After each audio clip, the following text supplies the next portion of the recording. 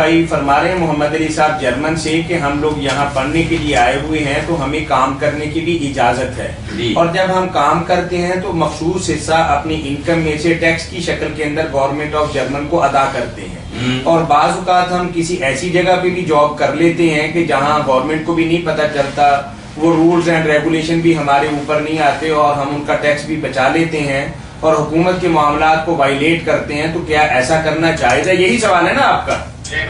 بالکل ٹھیک، چلیں آپ بھائی یہ سمجھ لیں باقی جو غیر ممالک میں رہ رہے ہیں خواہ وہ غیر مسلم اسٹیٹ سے مسئلہ سمجھ لیں بڑا نازک مسئلہ ہے کہ جن ملکوں میں آپ ویزا لے کر جاتے ہیں ان ملکوں کے قوانین آپ کے لیے شریعت ہیں۔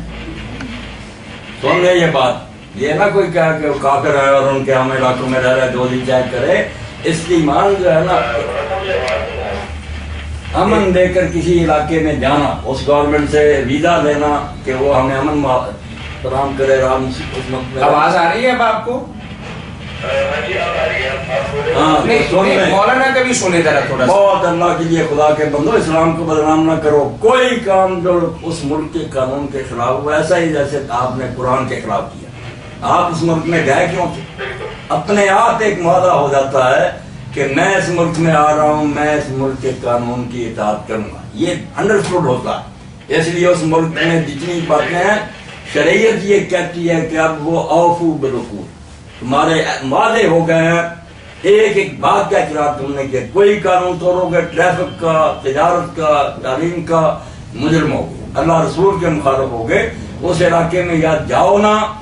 دستیاب سارے قانونوں کی۔ اس لیے جو کہتے ہیں نا کہ غیر قانونی طریقے سے وہ ٹیکس نہیں لگتے، یہ سب نہ جائے، آپ صرف وہ کام کریں جس کی اجازت وہ حکومت دیتی ہے، اس کے ٹیکس دیں۔ یہ آپ کے ویزے میں ایک معاہدہ ہے شریعت کی طرف جو اپنے آپ ہو گیا، آپ سرحد میں داخل ہوئے اور یہ آپ کے ذمہ آ گیا، یا ایھا الذین آمنوا اوفوا بالعقود۔ یہ تو علماء اسلام نے پہلے ہی واضح کر دیا کہ خبردار یہ بہانا بنانا کہ وہ کافر۔ ایک منٹ محمد علی بھائی رکیے ذرا، محمد علی بھائی رکیے ذرا۔